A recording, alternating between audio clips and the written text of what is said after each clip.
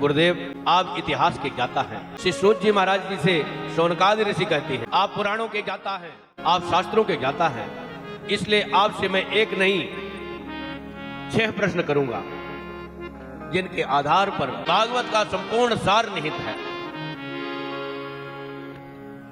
6 प्रश्न किया है। अपनाने योग्य क्या है, अर्थात सबसे बड़ा मानव का धर्म कौन सा है, शास्त्र सारः कह, शास्त्र का सार क्या है, स्वावतार प्रयोजनम, भगवान के अवतार का प्रयोजन क्या है, और किम कर्म,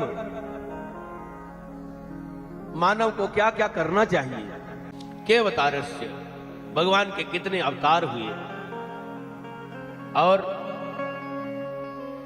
धर्मम कम शरणम गतः, भगवान कृष्ण जब अपनी लीला संवरण करके चले गए तो धर्म किसकी आड़ में, किसकी सहायता में, किसकी शरण में गया। श्री सूत जी महाराज कहते हैं मैं अपने गुरुदेव का ध्यान करना चाहता हूं। प्रथमतः गुरुदेव का ध्यान करूं, फिर आपके 6 प्रश्न का उत्तर देता हूं। गुरुदेव का बहुत सुंदर मंगलमय ध्यान किया है। जो जन्म लेते ही संन्यास ले लिया, श्री सुखदेव जी महाराज कितने महान हैं। पहले तो गर्भ से ही निकल नहीं रहे थे, 12 वर्ष तक मां के गर्भ में सुखदेव जी महाराज निवास किए। श्री वेदव्यास जी महाराज ने कहा बेटा बाहर आओ, तुम्हारी मां को कष्ट है।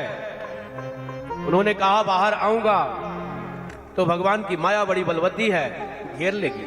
श्री वेदव्यास जी महाराज ने कहा कि मैं भगवान से पूछ लेता हूं, यदि भगवान की माया तुम्हें नहीं घेरा तब तो आ जाओगे।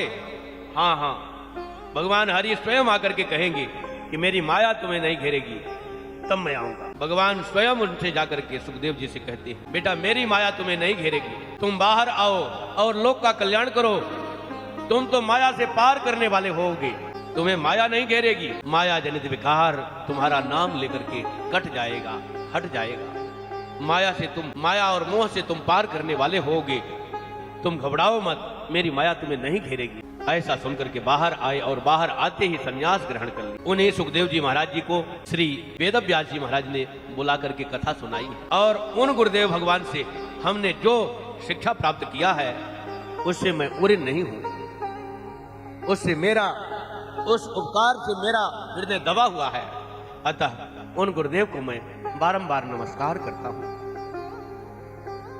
तम सर्वभूत हृदयम मुनिमानतोऽस्मि। श्री सूत जी महाराज महामुनि सुखदेव जी महाराज जी को प्रणाम करके शौनकादि ऋषियों के द्वारा किए हुए प्रश्नों का उत्तर देते हैं। मानव के लिए परम धर्म क्या है, बड़ा सुंदर उत्तर देते हैं। सभी पुरुषों के लिए सबसे बड़ा धर्म है भगवान की भक्ति करना। वह भी भक्ति कैसी हो, भजन सबको करना चाहिए, मानव मात्र को भजन करना चाहिए। और वह भक्ति कैसी हो, अहेतुक प्रतिहता, अहेतुक की भक्ति हो जिसमें किसी भी प्रकार का कारण न हो। जैसे हम पिता की सेवा करते हैं, माता की सेवा करते हैं, तो इसलिए न करें कि वो हमको संपत्ति दे रहे हैं, इसलिए माता पिता की सेवा करना हमारा धर्म है। हम गाय ब्राह्मण का सम्मान करते हैं तो इसलिए नहीं कि उनसे हमें कोई स्वार्थ है, इसलिए गाय ब्राह्मण का सम्मान करना हमारा धर्म है। हम देवताओं को प्रणाम करते हैं, मंदिर में भगवान को दंडवत करते हैं, तो इसलिए नहीं कि हमारा स्वार्थ सिद्ध हो इसीलिए दंडवत करें। स्वार्थ सिद्ध न हो तो भी दंडवत करना चाहिए।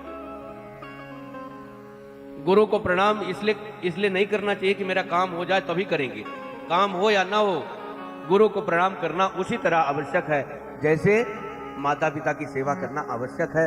कुछ दे अथवा ना दे, निर्धन हो कोई माता पिता तो क्या उसको सेवा नहीं करना चाहिए अपने माता पिता की? जिसके पास है वो तो देता ही है, लेकिन जिसके पास नहीं है तो क्या उसकी सेवा नहीं होना चाहिए? उसकी भी सेवा होना चाहिए। ऐसे ही भगवान की भक्ति सबको करना चाहिए। वह भी उत्तम भक्ति कौन सी है? जो निष्काम हो, किसी भी प्रकार की कामना ना हो जिस भक्ति में। ऐसा करने से ऋषिकेश भगवान अतिशीघ्र प्रसन्न हो जाते हैं। सबके इंद्रियों और मन को वश में करने वाले ठाकुर जी, सबके अंदर निवास करने वाले भगवान परम प्रसन्न हो जाते हैं। कोई सेवक हो, जीवन भर कुछ न मांगे, अपने स्वामी की सेवा करे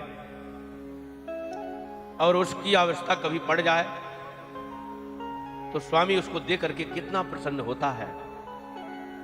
इसी तरह से जीवन भर भगवान की सेवा करते हुए भगवान से आप न मांगो, फिर आपको जब अवस्था पड़ेगी तो भगवान दे करके कितना प्रसन्न होंगे। आपके रक्षा की बात आएगी तो भगवान आपकी रक्षा करके कितने प्रसन्नता का अनुभव करेंगे जिसका और छोर नहीं। जब यहां का साधारण मानव कोई उसकी सेवा करे, नौकर की तरह सेवा करे जीवन भर, और उसको अवस्था पड़ जाए तो यहां का जो साधारण मानव है वो बहुत अधिक चाहेगा, बहुत सहायता करेगा। फिर ज्ञान शिरोमणि कौशल राव जो ज्ञान के शिरोमणि हैं, जिनसे धर्म निकला है, ऐसे प्रभु हमारा साथ क्यों नहीं देंगे? अर्थात मुझसे बहुत प्रेम करेंगे, आत्मा के समान प्रेम करेंगे। को स्वामी सेवक ही निवाजी, आप समान साज सब साजी। भगवान के समान स्वामी कौन है? जो अपने समान अपने सेवक को बना लेते हैं। भगवान श्री राम जी ने अपने राजावाद में राज्य को स्वीकार किया, पहले विभीषण और सुग्रीव को राजा बना दिया। क्यों? इन्होंने सहयोग किया राम जी का, राम जी की सेवा किया तो राम जी अपने राजावाद में बने, पहले सुग्रीव और विभीषण को राजा बना दिए। ऐसा भगवान का विरध है, ऐसा स्वभाव है। भगवान के ऐसे मंगलमय स्वभाव को सुन करके, समझ करके उनकी भक्ति करना मानव का सबसे बड़ा धर्म है। दूसरा प्रश्न क्या है? दूसरा प्रश्न है श्रेष्ठ कौन है? क्या करना चाहिए? किसकी पूजा करना चाहिए? बहुत प्रकार के देवी देवता हैं। मंदिर में जाओ, जो बेचारा न समझ आदमी है उसके लिए सब भगवान है, तो बहुत से भगवान है। किसकी पूजा करे, किसकी न करे? देवी भी बैठी है, भैरव भी बैठे हैं, भवानी भी बैठी है, शनिदेव बैठे हैं, करौली माता बैठी है, संतोषी माता बैठी है, भूत प्रेत भी बैठे हैं, विराज देता है कोई, गणेश जी बैठे हैं, पार्वती अम्बा बैठी है, कार्तिकेय जी बैठे हैं, सूर्य भगवान बैठे हैं, शंकर भगवान बैठे हैं, रामकृष्ण नारायण में से भी कोई ना कोई देव बैठे हैं। किसकी पूजा करें? पूजा किसकी करना चाहिए?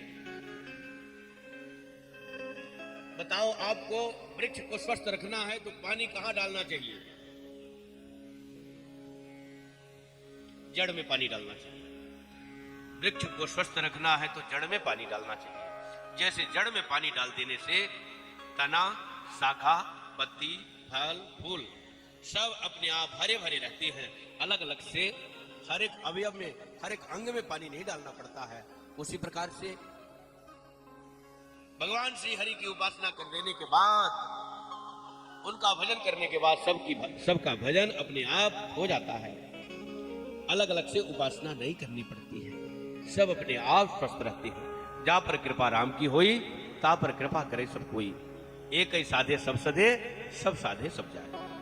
इसलिए भगवान श्री हरि की उपासना करना चाहिए। सद्भावना सम्मान सबके प्रति, सबको प्रणाम। सबई मान प्रदवाप अमानी, भरत प्राण सम मम तो प्राण। जाओ जहां भी देखो, जहां जहां विभिन्न मुनीश्वर पावो, आश्रम जाए जाए सिर नाम। जहां जहां देखो देव मूर्ति, सबको प्रणाम करो, परंतु पूजा एक की। जैसे किसी की पत्नी दूसरे के पति को गाली नहीं देती है, परंतु उसका दाम्पत्य जीवन अपने पति के साथ होता है, ऐसे ही किसी देवी देवता की हम निंदा न करें, परंतु उपासना अपने प्रभु श्री सीताराम जी की। सर्व समर्थ अखिल विश्व यह मोर पाया, सब सब पर मोर बराबर दाया। सारा विश्व ब्रह्मांड भगवान से प्रकट है और सब पर भगवान की बराबर कृपा है। इसलिए ठाकुर जी जो ऐसे मंगलमय स्वभाव वाले हैं, उनका भजन करना मानव के लिए परम धर्म है। अनन्यास चिन्तयन्तो माम ये जनाः परिपासते, येषां नित्याभियुक्तानां योगक्षेमं वहाम्यहम्। भगवान का अनन्य चिंतन करो।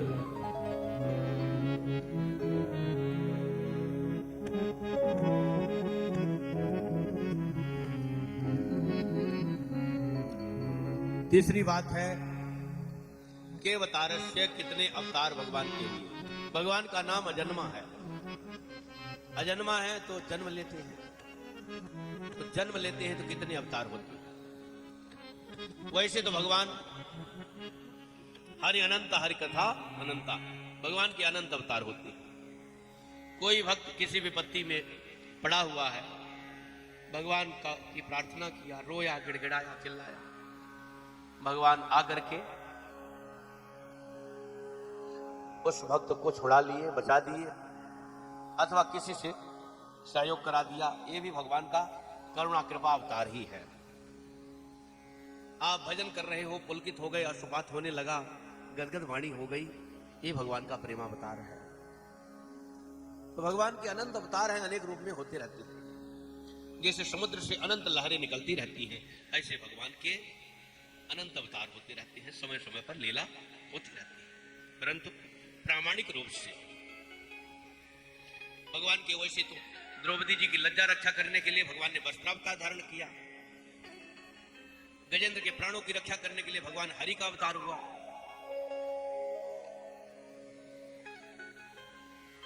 तो भगवान तो नाना प्रकार के रूप धारण करते रहते हैं, परंतु प्रामाणिक रूप से 24 अवतार हुए हैं, जिसमें पहला अवतार सनत कुमारों का, 4 भैया सनक, सनंदन, सनत कुमार और सनातन, सनत कुमारों का अवतार पहला अवतार। दूसरा 12 अवतार पृथ्वी को हिरणाक्ष के कब्जे से छुड़ा करके यथा स्थान पर स्थित करने के लिए भगवान 12 का अवतार हुआ। तीसरा अवतार संत नारद जी का हुआ और चौथा अवतार श्री नर नारायण का हुआ। आज भी नर नारायण भगवान बद्रीनाथ धाम में तपस्या कर रहे हैं। वो सदैव तपस्या करते हैं और हम लोग प्रेम से यहां सुरक्षित हैं। भगवान तपस्या करते हैं। 5वां अवतार कपिल भगवान का अवतार, जिन्होंने सांख्य शास्त्र का वर्णन किया। और 6ठा अवतार दत्तात्रेय जी का अवतार, जिन्होंने जो है योग की शिक्षा, संन्यास की शिक्षा इस संसार को प्रदान किया यदु जी महाराज जी के माध्यम से। 7वां अवतार यज्ञ भगवान का, 8वां अवतार ऋषभ देव जी का, 9वां अवतार पृथ्वी जी महाराज जी का, जिन्होंने कर्म की शिक्षा हम सब जीवों को प्रदान किया। 10वां अवतार मत्स्यावतार, 11वां अवतार कच्छप का अवतार, 12वां धन्वंतरी का अवतार, 13वां मोहिनी का अवतार, 14वां नरसिंह भगवान का अवतार और 15वां वामन भगवान का अवतार, 16वां परशुराम जी का अवतार, 17वां श्री वेदव्यास जी महाराज जी का अवतार, 18वां श्री रामावतार, 19वां श्री कृष्णावतार और श्री बलराम जी का अवतार, हरि अवतार, हंस अवतार, बुद्ध अवतार, कल के अवतार। इस प्रकार से 24 अवतारों की बात कही गई है। तो भगवान के जो पूर्ण अवतार हैं सभी परिपूर्ण है। कोबड़ छोट कहत अपराधु, किसी भी अवतार को कम और अधिक कहना यह अपराध है।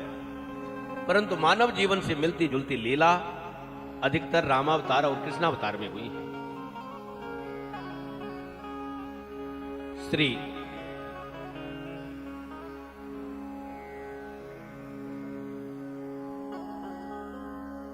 वेद व्यास जी महाराज ने भागवत महापुराण की रचना मानो इसीलिए किया है कि अधिक से अधिक भगवान के कथा का, लीला का चिंतन करके जीव की सद्गति हो जाए, जीव दुर्गुणों से दूर हट जाए, सद्भावना का पाठ पढ़े, राग द्वेष से दूर हट जाए। इसीलिए भगवान श्री कृष्ण के चरित्रों का गायन किया श्रीमद् भागवत महापुराण में। श्री सूत जी महाराज जी के वचनों को सुन करके शौनकाद ऋषि कहते हैं, भगवान ये वेद व्यास जी कौन है? तो श्री वेद व्यास जी महाराज जी का प्रसंग सुनाते हैं। श्री नारायण के पुत्र ब्रह्मा जी के पुत्र श्री वशिष्ठ जी के शक्ति के पाराशर के पुत्र श्री वेद व्यास जी महाराज। इन्होंने सत्यवती के गर्भ से पैदा होकर के सीधे वन का रास्ता इन्होंने भी अपनाया। सत्यवती ने कहा, बेटा मुझे छोड़कर तुम कहां जा रहे हो? मैं कैसे अकेले रहूंगी?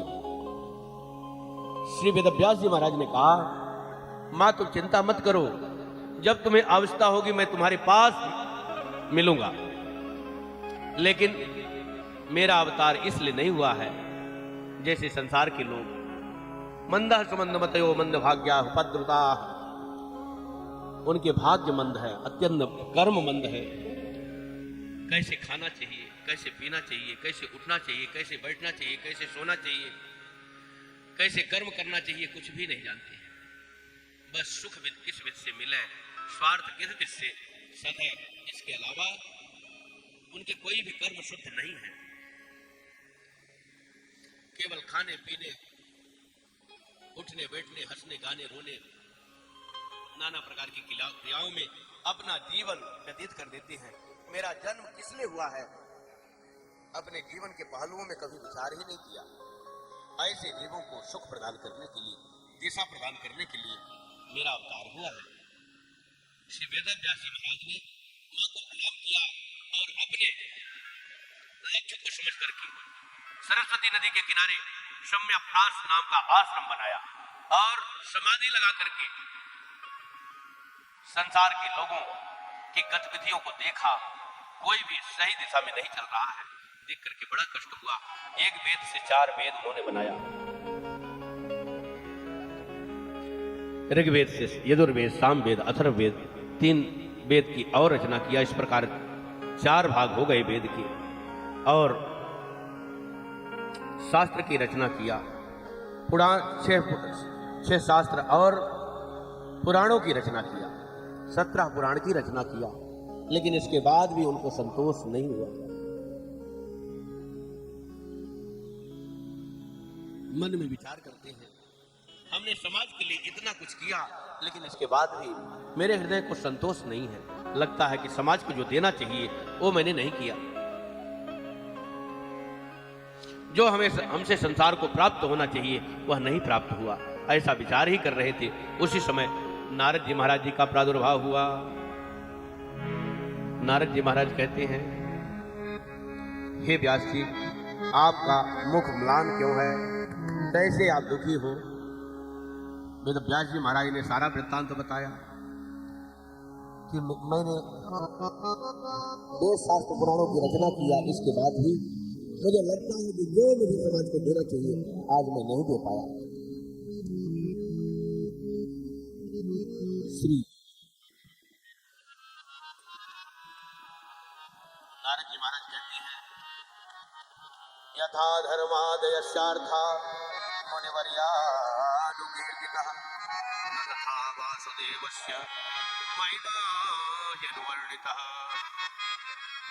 हे व्यास जी, आपने जो भी रचनाएं अभी तक की हैं, उन रचनाओं में आपने अर्थ, धर्म, काम और मोक्ष का वर्णन किया है, परंतु भगवान के लीला कथा का वर्णन वैसा नहीं किया है।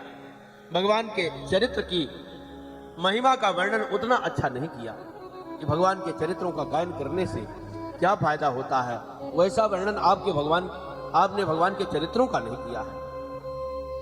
जब तक सगुण लीला के चरित्र का वर्णन नहीं करोगे तब तक आपके अंतःकरण को शांति नहीं मिलेगी।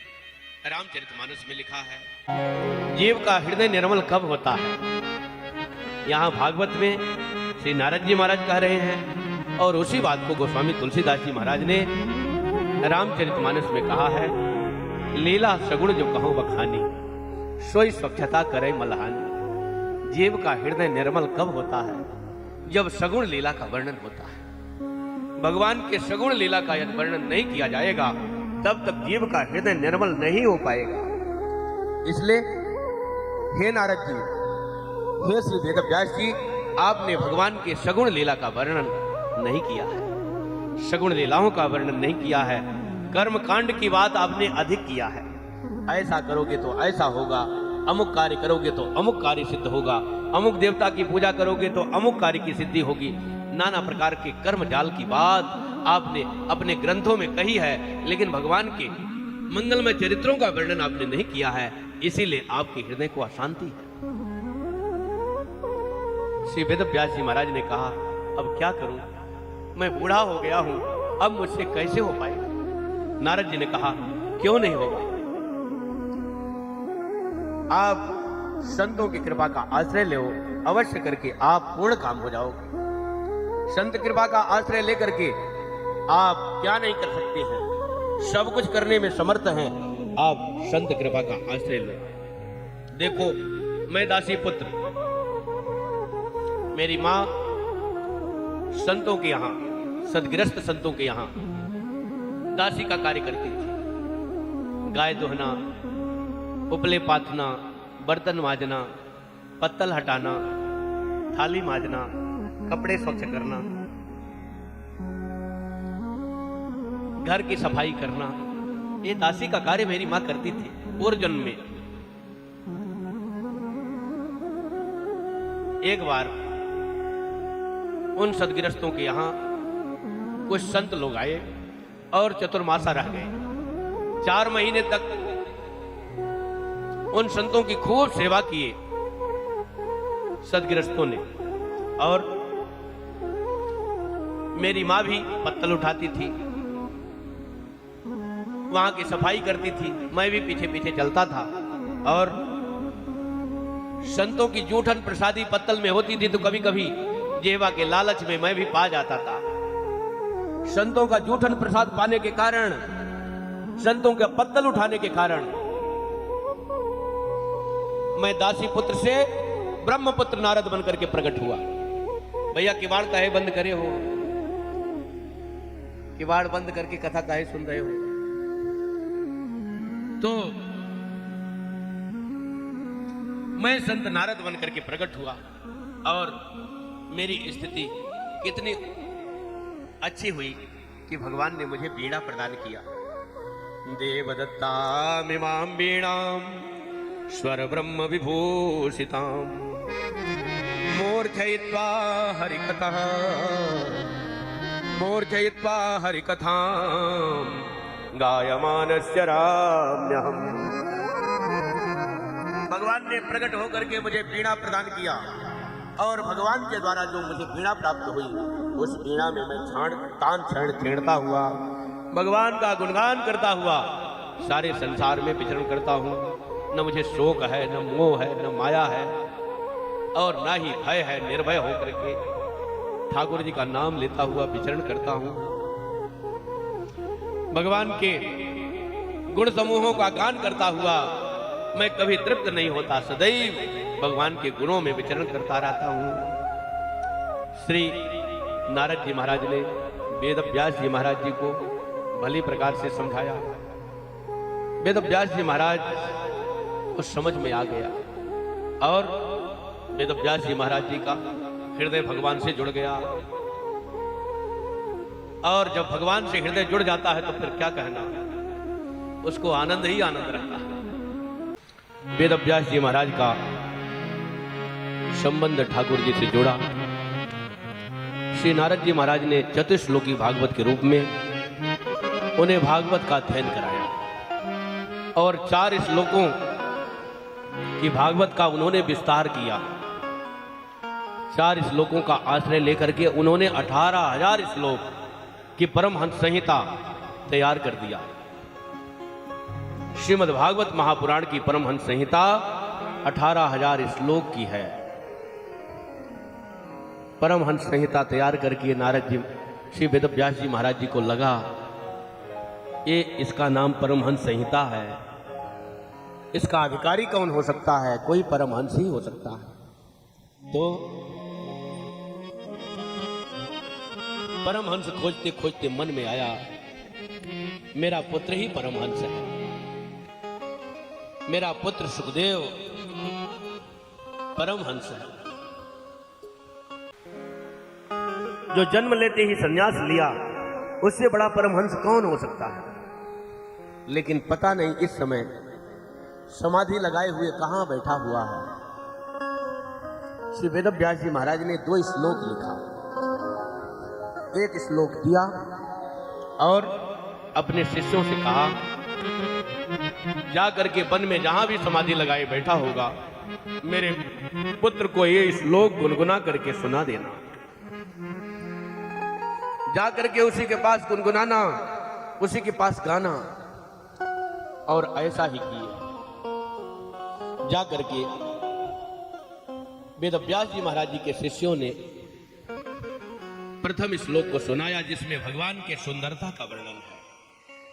बरहा पीडम नटवर वपु कर्णयोः कर्णिकारम् प्रप्रतवासः कनक कपिशं वैजयन्तीं जमालां रन्ध्राण वेणुरधर सुदया पूरयन् गोपवृन्दैः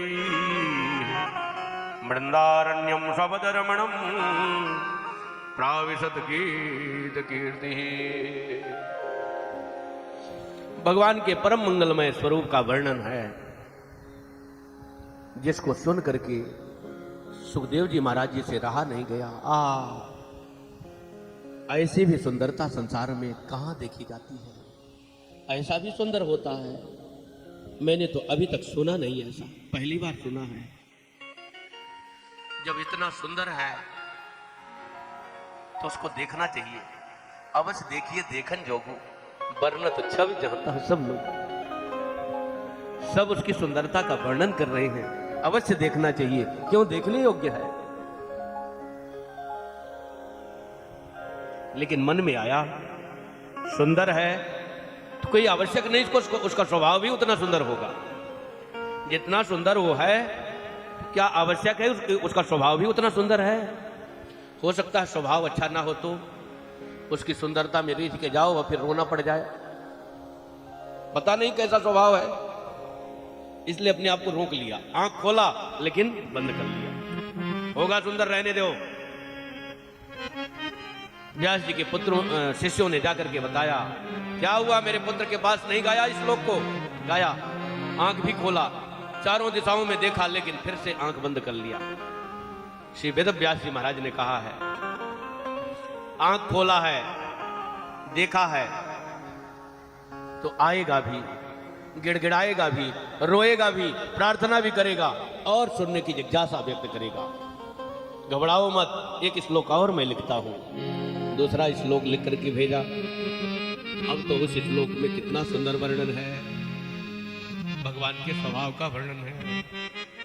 अहो वकीयम स्तनकालकूटम जिघांसयापाय यदाप्यसाध्वी लेभे गतिम भाच्युर्जितां ततोऽन्यं तं वा दयालुं शरणं व्रजेम। आहा, कैसा मंगलमय स्वभाव है। जिस बकासुर की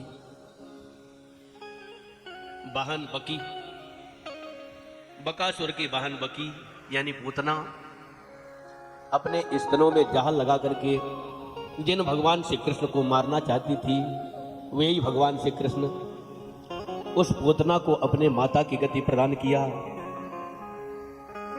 ऐसा दयालु कहां होगा जिसकी शरण में जाकर के, जिसके चरणों में जाकर के अपने दुख सुख की बात किया जाए, अपना दुख रोया जाए, अपने पापों को निवेदन किया जाए कि मेरी स्थिति ऐसी है, अब मेरा सवार करोगे कि नहीं करोगे। किसके पास कहा जा सकता है? जो ऐसा दयालु स्वामी हो उसी के पास तो कहा जा सकता है। एक आई मारने और दूसरे ने क्या किया? तार दिया। मारने के बदला तार देना कितना सुंदर स्वभाव है। इतते वे पाहन हने उतते वे फल देत। इधर से हम पत्थर मारते हैं और उधर से वृक्ष क्या देता है? फल देता है। कितना मंगलमय स्वभाव है। ऐसा स्वामी कहाँ होगा जिसके शरण में जाकर के अपना दुखड़ा रोया जाए, जिसकी शरण में जाया जाए। इस बात को सुना है, दौड़ पड़े श्री सुखदेव जी महाराज, दौड़ पड़े। दौड़ते दौड़ते दौड़ते दौड़ते आए और श्री अपने पूजनीय पिता व्यास जी महाराज जी के चरणों में गिरे। हे मेरे गुरुदेव, आप तो मेरे गुरुदेव हैं, आप मेरे पिताजी हैं, आप मेरे प्रभु हैं, आप मेरे सर्वस्व हैं। मैंने आपके शिष्यों से सुना है आपने 18,000 श्लोकों की इसी प्रकार की संहिता एक तैयार किया है, परमहंस संहिता, ऐसा मैंने सुना है। उसका अध्ययन करना चाहता हूं मैं आपके चरणों में। वेद व्यास जी महाराज ने कहा, मैं कैसे मान लूं आप परमहंस हो? मैं मान कैसे लूं? मैं मानता हूं और मैं जानता भी हूं क्योंकि मैंने आपकी स्थिति देखी है, परंतु संसार के लोग नहीं मानेंगे। सोचेंगे पुत्र मोह में आकर के इतने बड़े भागवत की रचना किया और अपने पुत्र को पढ़ाया, दूसरे को नहीं पढ़ाया, उसका दान अपने पुत्र को ही दे दिया, इसलिए मैं इसका दान तुम्हें नहीं दे सकता हूं। सार्वजनिक रूप से यह तय हो जाए कि तुम्हारे समान परमहंस कोई नहीं है, तब तो मैं तुम्हें पढ़ा सकता हूं। लेकिन सार्वभौम रूप में कौन स्वीकार करे? राजा जनक जी के पास भेजा। राजा जनक जी महाराज ने उनकी परीक्षा लिया। नवीन नवीन स्त्रियों के पास उन्होंने रखा, लेकिन काम का कोई प्रभाव उनके ऊपर नहीं पड़ा। कोई पंखा जल रही है, कोई भोजन लेकर के खड़ी है, कोई उनके चरणों में तेल लगा रही है, कोई सिर सुहला रही है, कोई इत्र फुले लगा रही है, कोई पान खिला रही है। इस तरह से 3 दिन की तक सेवा हुई, लेकिन उसके बाद काम का कोई प्रभाव श्री सुखदेव जी महाराज जी के हृदय में नहीं पड़ा। भाई मिट्टी की पुतली बनाओ या पुतला, मिट्टी के अतिरिक्त क्या है? इसी प्रकार से यह मानव, चाहे स्त्री हो चाहे पुरुष हो, रचना तो एक ही की है, तो एक ही तत्व से है, 5 तत्वों से यही बना है, एक ही ने बनाया है और एक ही प्रकार के तत्व से बनाया है। चाहे पुतली बना दे चाहे पुतला बना दे, भगवान के सब अंश है, भगवान के सब सेवक हैं, भगवान की सेवा सबको करना चाहिए। भगवान ने जीने के लिए, जीव सुख से जीवन जी ले, इसके लिए नाना प्रकार की लीला और रचना संरचना किया है। लेकिन यहाँ कोई किसी का नहीं है, ठाकुर जी के सब हैं, हम भी हैं और हमारे जो हैं वो भी भगवान के हैं। तो सब में सब के साथ प्रेम से जीते हुए अपनी जिंदगी भगवान को समर्पित करते हैं, सेवा करें, उनके होकर के जीवन जिए, यही जीवन की सार्थकता है। पहले आने पर 3 दिन तक दरवाजे पर खड़ा कर दिया, खड़े रहो तब मिलेंगे जनक जी महाराज। 3 दिन तक खड़े रहे, लेकिन मंद मंद मुस्कुराते हुए, कोई क्रोध के चिन्ह नहीं दिखे। तो दौड़ते दौड़ते श्री सुखदेव जी महाराज जी के चरणों में आकर के जनक जी महाराज गिरे और कहते हैं, भगवान आप तो वेदांत के सशक्त हस्ताक्षर हैं, आपको वेदांत भला कौन पढ़ाएगा? आपके पिताजी ने कहा था, इसलिए मैंने परीक्षा लिया, क्षमा करना। और सुखदेव जी महाराज जी की के लिए घोषणा कर दिया, सारे संसार में घोषणा कर दिया, सुखदेव जी के समान इस संसार में कोई भी परमहंस नहीं है। संसार में ऐसा कौन प्रकट हुआ है जिसको माया जनित विकारों ने नहीं घेरा है? जिन जिन माया जनित विकारों की हमने गणना किया, कौन ऐसा संसार में है जिसको माया से उत्पन्न विकार ने नहीं घेरा? चाहे नारद जी हो, चाहे शंकर जी हो, चाहे ब्रह्मा जी हो, चाहे सनकादिक हो, अथवा आत्म विशारद और मुनि महात्मा हो, सबको घेरा। शिव चतुरानंद जाहि डराही, अपर जीव के लेखे माही। व्यापी रहो संसार महु, माया कटक प्रचंड, सेनापति कामादि भट्ट, दंभ कपट का पाखंड, शोदासी रघुनाथ की, समझे मिथ्या सोपी, झूठ न राम कृपावन, नाथ कहां पदरो। यह माया तो भगवान की दासी है, फिर भी भगवान के कृपा के बिना नहीं छूटती है। इसीलिए माया को छोड़ करके माधव का भजन किया जाता है। तो ये माया क्या हो जाती है? चेरी बन जाती है, पीछे पीछे गुलामी करती है। श्री भरत जी महाराज माया को छोड़ करके कहां चले? माधव के पास, भगवान के पास चले। तो माया सेवा कर रही कि नहीं? किए जहां छाया जलत, सुखद वहां बरबारी, दस मग भयो न राम कह, जस भा भरत ही जात। प्रकृति सेवा कर रही है, ये सारी प्रकृति चेरी हो जाती है, उस भक्त की सेवा करती है जो माया को छोड़ करके माधव का भजन करते हैं। वो माया चेरी हो जाती है, प्रकृति गुलामी करती है। ऐसे ही परमहंस श्री सुखदेव जी महाराज हैं, जिनकी माया चेरी है, माया उनका कुछ भी नहीं बिगाड़ सकती। शिव के चाप सकई को तासु, बड़ रखवार रमापति जासु। जिसके लक्ष्मी निवास रमापति, जिसके रक्षक हैं, उनका भला संसार में कौन क्या बिगाड़ सकता है। श्री ठाकुर जी ने जन्म के पहले ही वचन दिया है, माया तुम्हारा कुछ नहीं बिगाड़ेगी। उनको अभिमान भी नहीं है कि माया मेरा कुछ नहीं बिगाड़ पाई। श्री जनक जी महाराज जी से प्रमाण पत्र मिल गया है। प्रमाण पत्र लेकर के पिताजी के चरणों में आए और चरणों में रखा। इन्होंने मुझे पास किया है, जिनके पास आपने भेजा था। श्री सुखदेव जी महाराज ने उनको कौपीन पहनाया है, जनेऊ संस्कार करवाया है, क्योंकि जन्म लेते ही चले गए, जिनका नालो छेदन तक नहीं हुआ था।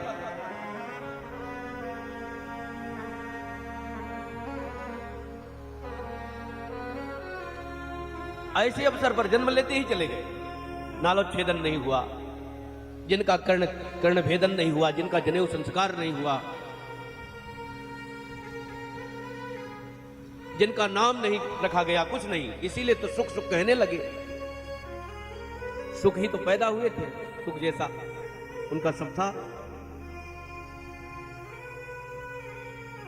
सुखदेव जी तो नित्य पार्षद हैं भगवान के। वे संदेशा पहुंचाते हैं, राधा रानी के हथेली पर उड़ करके बैठ जाते हैं। राधा रानी सिखाती हैं, हरे कृष्णा कृष्णा कृष्णा हरे हरे, हरे राम राम राम हरे हरे सिखाती हैं। तो जाकर के कन्हैया की हथेली पर बैठती हैं और कहते हैं सुखदेव जी, हरे कृष्णा कृष्णा कृष्णा हरे हरे, हरे राम राम राम हरे। तो कन्हैया सिखाते हैं।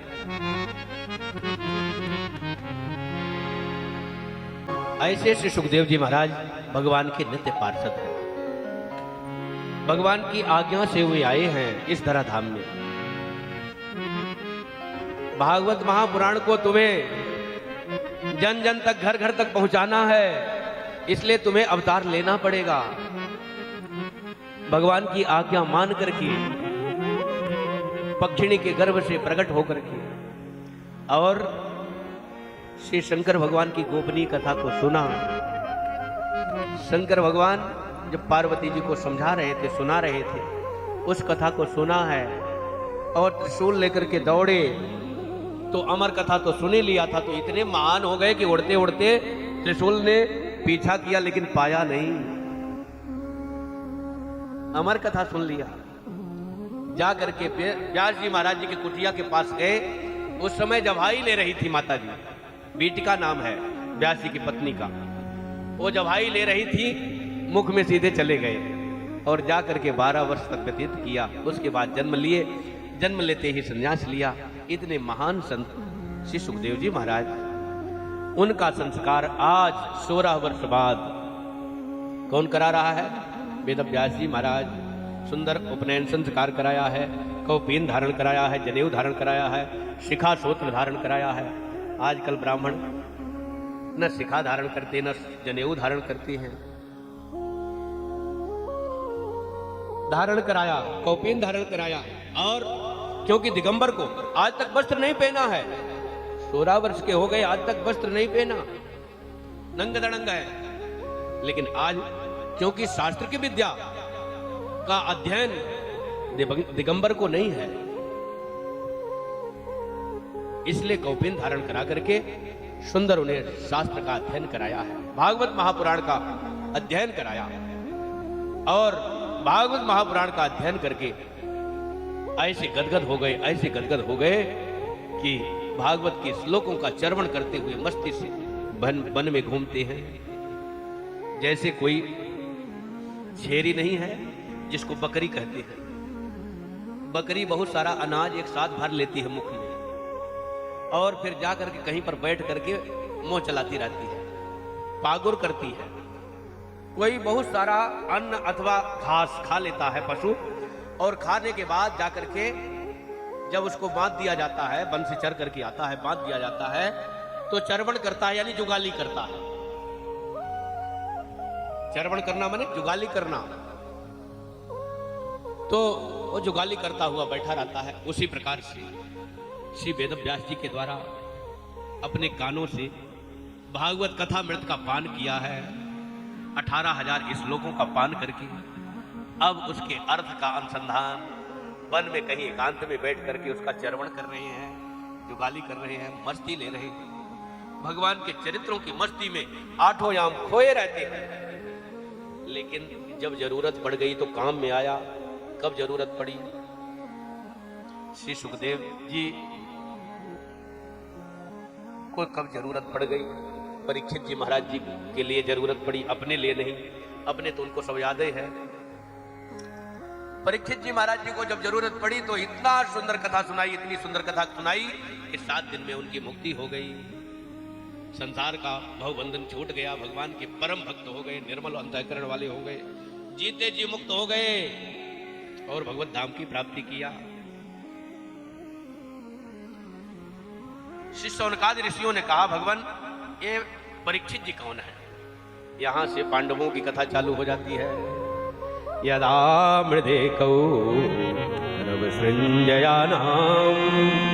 वीरेष्वथो वीर गतिं गतेषु ब्रकोदरावेद गदा विमर्श भग्नो रुदन्ते धृतराष्ट्रपुत्रे। सूत जी महाराज जी ने कहा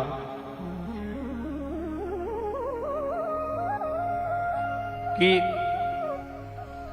जिस समय कौरव और पांडवों का युद्ध चल रहा था, कौरवों के द्वारा अन्याय हुआ और अन्याय का उत्तर देने के लिए पांडव लोग लड़े, अधर्म का सामना किया, धर्म की विजय हुई, कौरव सेना मारी गई और दुर्योधन 100 भाई थे, उसमें से 99 मारे गए।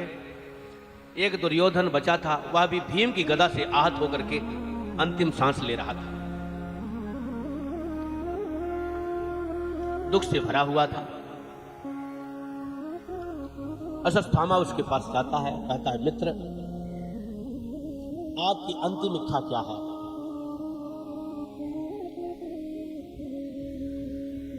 क्या बताऊं भाई,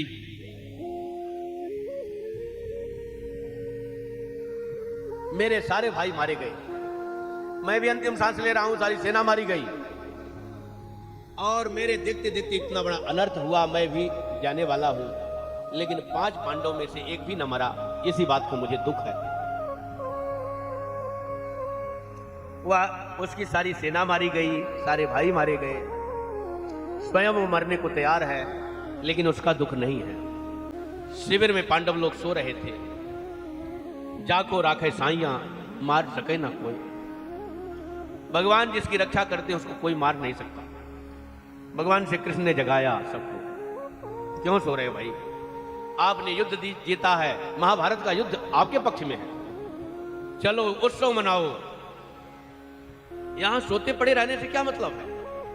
हम लोग रात्रि में देखें मेरे दुश्मन लोग कैसा हमारे साथ अत्याचार किए और उनकी कैसी गति हुई है। सम्रांगण देख करके आए, लेकर के चले भगवान श्री कृष्ण, 5 पांडव द्रौपदी को लेकर के चले। पांडव के 5 पुत्र सोते भये शिविर में बच गए। जाकर के अश्वत्थामा ने पांचों पुत्रों के सिर को काटा है और दुर्योधन के पास ले गया। दुर्योधन बहुत हर्षित हुआ कि पांचों पांडव मारे गए, लेकिन सोचता है ऐसे कैसे हो सकता है, ये पांडवों को मार सकेगा? जरा नजदीक ले आओ। नजदीक ले आया तो पांचों पांडव की जगह पर पांडव के 5 पुत्र थे। पांडव पुत्र की जगह पर पांडव के पुत्र थे। और पांडव पुत्र कौन है? पांडव लोग। और पांडव के पुत्र 5 मारे गए, सिर काट लिया गया। देख करके बड़े दुखी हुए। दुर्योधन ने कहा, अरे आज हम जा रहे हैं, 10 दिन में वो भी जाते। कोई पांडव अमर होकर थोड़ी आए हैं, लेकिन हमारे कुल में तुमने कोई जल देने वाला नहीं रखा। कोई जल देने तक के लिए मेरे कुल में बचा नहीं। आपने अच्छा नहीं किया। बड़ा दुखी हुआ, रोता तड़पता प्राणों का विसर्जन किया, मर गया। श्री अर्जुन जी महाराज आए, देखा द्रौपदी जी बड़ी दुखी हुई। माता शिशुगुणा निधनम सुतानाम निशम्य घोरम परिताप्यमानम तदारुदुत्पास्त कलाकुलाक्षी ताम शान्तयन्ना किरीटमाली। श्री द्रौपदी जी ने देखा है मेरे 5 पुत्रों के सिर नहीं है, केवल धड़ पड़ा है। तड़प गई। पता चला अश्वत्थामा ने सिर काटा है। बारंबार पृथ्वी पर पछाड़ मार मार करके गिरती है। मेरे पुत्रों ने क्या बिगाड़ा था? इस दुष्ट ने इतना कलुषित कार्य किया, इतना कुत्सित कार्य किया, इतना क्रूर कर्म किया। बच्चों को मार करके भला इसको क्या मिला? अर्जुन जी दौड़ पड़े हैं। तुम्हारे पुत्रों को मारने वाला अश्वत्थामा अब मेरे हाथों से बच नहीं सकता। अर्जुन जी को गांडीव लेकर के दौड़ते हुए देख करके अश्वत्थामा ब्रह्मास्त्र का उपयोग कर दिया है। ब्रह्मास्त्र को आते हुए देख करके अर्जुन जी महाराज घबराए, क्योंकि वो भी निष्फल नहीं हो सकता। ब्रह्मास्त्र चलाना अर्जुन जी भी जानते हैं और अश्वत्थामा भी जानता है, लेकिन अश्वत्थामा को उसको शांत करना नहीं आता, अर्जुन जी को शांत करना आता है। भगवान ने कहा, घबराओ मत अर्जुन। कभी कभी कांटा से कांटा निकाला जाता है, विष की औषधि विष ही होती है।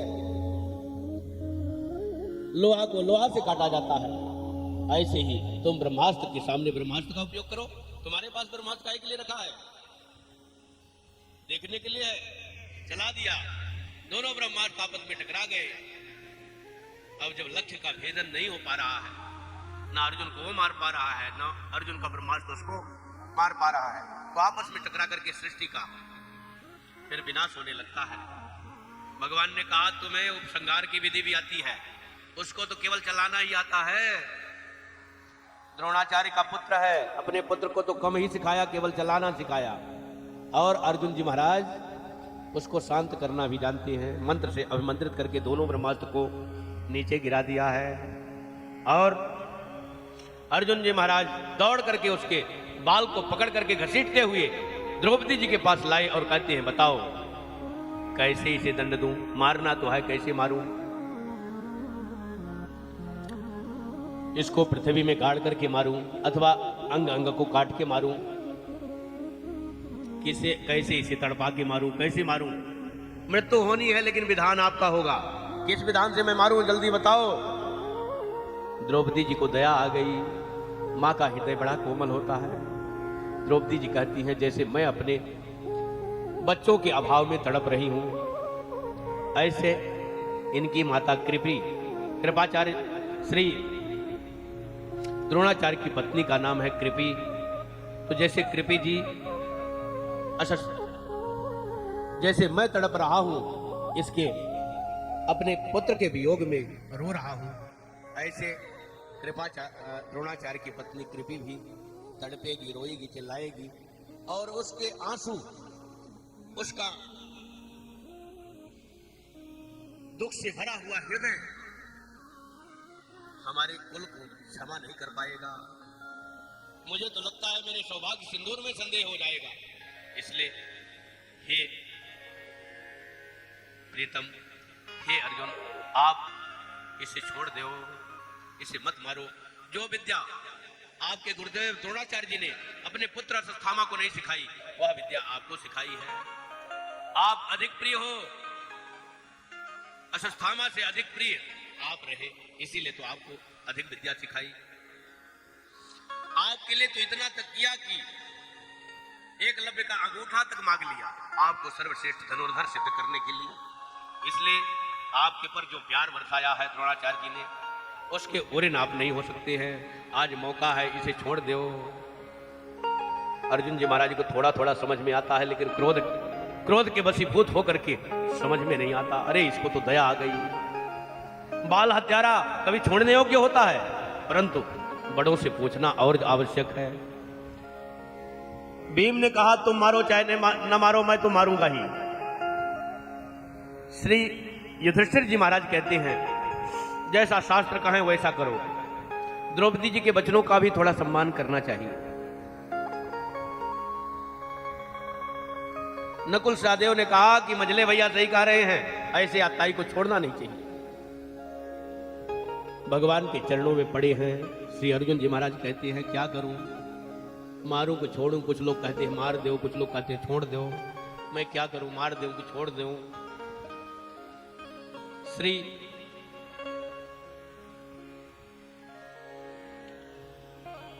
कृष्ण भगवान ने कहा ब्रह्म बंधुर्न हंतव्य आदताई बधारहण मयैवो भयमाम्नातम परिपायनुशासनम। ब्राह्मण अवध्य है, ब्राह्मण को मारना नहीं चाहिए और आतताई को कभी छोड़ना नहीं चाहिए। आतताई यानी क्रूर जो है, जो कसाई है, उसको छोड़ने से कोई फायदा नहीं है, वो जाकर फिर वही कर्म करेगा। और ब्राह्मण को कभी मारना नहीं चाहिए। अब बताओ, ये ब्राह्मण भी है और आतताई भी है, क्रूर भी है, बाल हत्यारा है। अब क्या करें, मारना भी है, छोड़ना भी है, दोनों काम एक साथ कैसे हो? भीमसेन ने कहा द्वारकाधीश आप जैसे दो चार निर्णायक मिल जाएं तब तो पूरा संसार ही सवर जाए। लेकिन अर्जुन जी ने समझ लिया। भगवान की बात को अर्जुन जी ने समझा, भीम जी नहीं समझ पाए। क्यों? शिष्य ही गुरु की बात को समझ पाएगा। शिष्यता स्वीकार किया है, शरण गए हैं, काम शरणम प्रपन्ने, भगवान की शरणागति ग्रहण किया है, शिष्यता स्वीकार किया है। शिष्यस्तेहं त्वां शरणं प्रपन्ने, मैं आपका शिष्य हूं, आपकी शरण में आया हूं। तब भगवान ने गीता का उपदेश देकर के अर्जुन जी को समझाया है और उनका संदेह हो गया। तब महाभारत का युद्ध हुआ। अब महाभारत के अंत में फिर संदेह हुआ, मैं छोड़ूं कि मारूं? तो भगवान ने समझा दिया, छोड़ो भी मारो भी। अर्जुन जी को समझ में आ गया, पक्का चेला है, हृदय की भावना समझ में आ गई। उसका समाज में बड़ा सम्मान है, उसका यदि बड़ी समाज में अपमान कर दिया जाए तो वह उसके लिए करोड़ों मरने के समान है। श्री द्रोणाचार्य जी के पुत्र हैं अश्वत्थामा जी और परम सम्मानीय है। अर्जुन जी महाराज समझ गए इनका प्राण लेना ही मारना नहीं है। सिर की मणि निकाला अपनी तलवार से, आधा मूछ मोड़ दिया, आधा सिर मोड़ दिया और दुर्वचन बोलते हुए, धक्का मारते हुए, दुष्ट नहीं तो बड़ा वीर बनता है, कायर सामने आकर के युद्ध नहीं किया, सोते हुए बालकों को मार करके तुम बड़ा वीर बनता है, तुम मुंह दिखाने लायक नहीं हो समाज में, यहां से भाग जा, धक्का मार करके भगा दिया।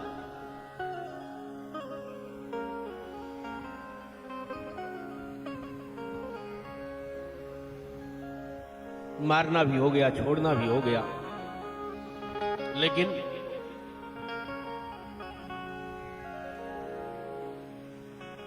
दुष्ट का मिटई न मलिन स्वभाव अभंगु। जो मलिन स्वभाव है दुष्ट का नहीं मिटता है।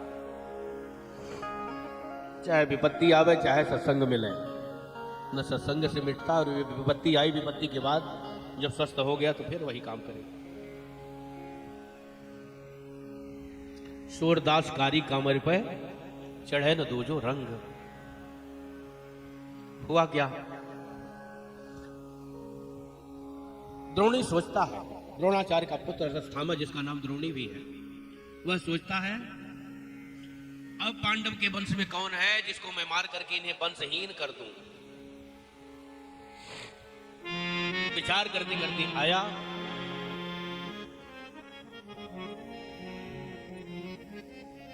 जिस समय अभिमन्यु मारा गया, अभिमन्यु की पत्नी उत्तरा गर्भवती थी। शायद वह समय अब उपस्थित है जब उसका जन्म होने वाला है। मैं जन्म के पहले क्यों ना उसे मार दूं, ऐसा समझ करके गर्भ में ही उत्तरा के पुत्र को मारना चाहता है। ब्रह्मास्त्र चला दिया है और ब्रह्मास्त्र आग उगलता हुआ उत्तरा के गर्भ की तरफ चला है।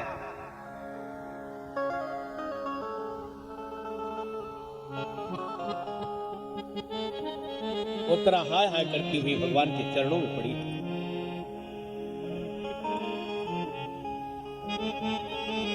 कृष्ण कृष्ण जगत पाहि पाहि महायोगिन, देव देव जगत्पते, नान्यं तद्भयं पश्ये यत्र मृत्युः परस्परम्। हे कृष्ण, हे गोविंद, हे जगतपति, हे जगत के स्वामी,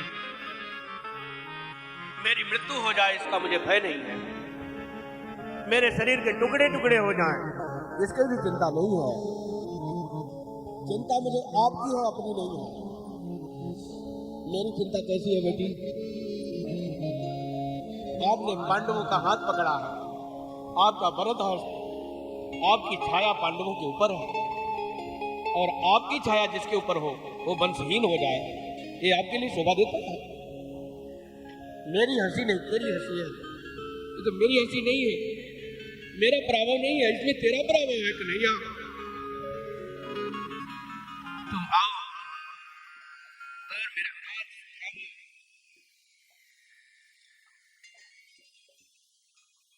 भगवान जन्म के पति दुष्ट के समान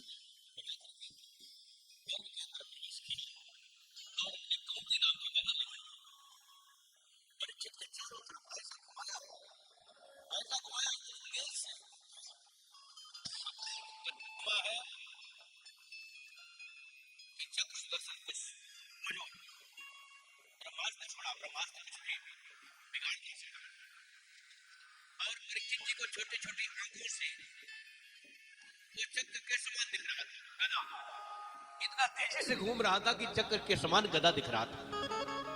इसीलिए दसम स्कंद में श्री परीक्षित जी महाराज ने कहा है, हे भगवान, आपने मेरी रक्षा अपने चक्र सुदर्शन से किया। गत आत चक्रो, आपने मेरी रक्षा अपने चक्र सुदर्शन से किया है।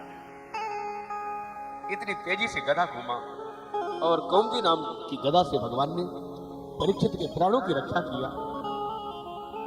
गर्भ सुरक्षित रह गया और भगवान ने उत्तरा से कहा, बेटी तुम्हें कोई कष्ट तो नहीं है? उत्तरा ने कहा, भगवान जहां आप हैं वहां दुख कैसे? जहां सुख सिंधु निवास करे वहां कष्ट कैसे आ सकता है? सुख का सागर जहां उमड़ता हो, ज्वार भाटे खेलता हो, जहां सुख का सागर अटखेलियां खेल रहा हो, वहां दुख कैसे आ सकता है? हम लोग भी ठाकुर जी को पुकारेंगे तो हमारा भी दुख दूर हो जाएगा।